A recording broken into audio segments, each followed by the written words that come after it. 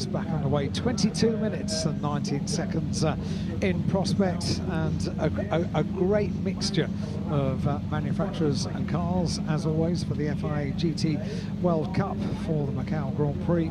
And let's see what happens. Green flag is shown, session back underway, and this is not the final session of the day, of course. They will go into this shootout for pole position. 2 races over the course of the weekend.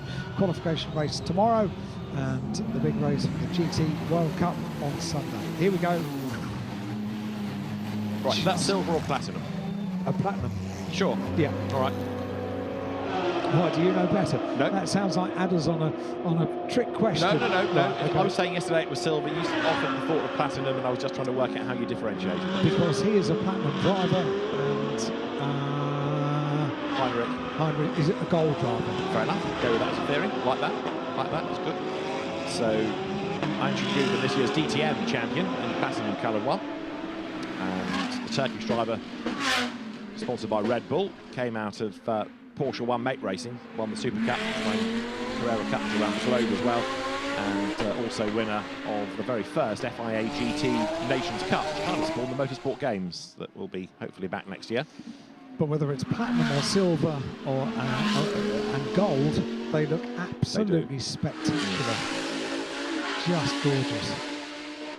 Yeah, Colm Ledegar, the CL of the CLRT, a very good racer himself, GT champion, but without any fanfare, just stepped away.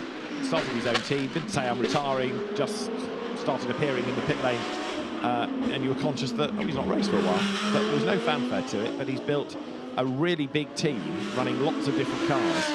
In GT4 last year, for example, he was running at least 2 different manufacturers within the same race, which is pretty unusual, and that's on top of One Mate Porsche programs and GT Porsche programs. So it's become a very busy operation in a really short space of time.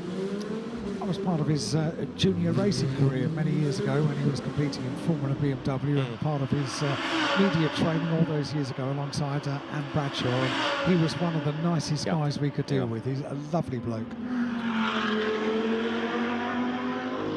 It's the first time that his team has been here. It's the first time that Heinrich Guven has been here. Laurin Heinrich was here last year, and Raffaele Marciello yet to do a lap of time, incidentally. Didn't bother going out with everybody else, just let it breathe, and he's gone out on his own, so he's not going to get caught up in any traffic. Marciello knows how to play this game at Macau. He's been a winner for Mercedes. Of course, last year he switched to BMW, and fittingly, his last win in a Mercedes AMG was here. And he was exceptional in single-seaters around Macau as well. Yep. He's got a rich history here at Macau, and another really nice guy, isn't he? A really good guy to deal with, and incredibly quick.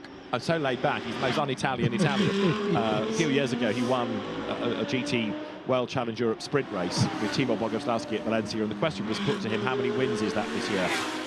And Lello's answer was, don't know. It just doesn't count. Just gets in, drives very quickly, goes home. Does the job. Might get a trophy, but yeah, we were bouncing up and down with the fact that it was his, whatever, 4th, 5th win of the year. And yeah, in Raffaele, in his land, doesn't matter, don't care. Just, I want to win, but the numbers don't matter. Absolute best sector 2, Christopher Hauser in the Audi. Not this one, this is Joel Ericsson's car that we're looking at. Very distinctive Audi engine note that these R8s have made. It's been a very loyal servant to the GT3 category as the R8. It's now on the second generation Evo 2, but even so, it's been a hugely successful project for Audi Sport, and it's great that there's still involvement in Audi Sport, at least as far as the Asian market is concerned, where the cars sell very well. Overall best in Sector 1 for Raffaele Marciello. Came out later than anybody else in the number 53 car. And that's the intention. Sector 1, overall best. Christopher Hauser with, as you say, David, overall best in Sector 2, but Raffaele Marciello, one to watch here. Yeah, and with clear track space, then the pole I would offer you ought to be his. The Cariello's Porsche, Dorian Boccolacci's Porsche, going down towards Melco. So just under 18 minutes of this part of qualifying to go, and then you take the top 10, they go out in reverse order, 2 laps, and you count your better time.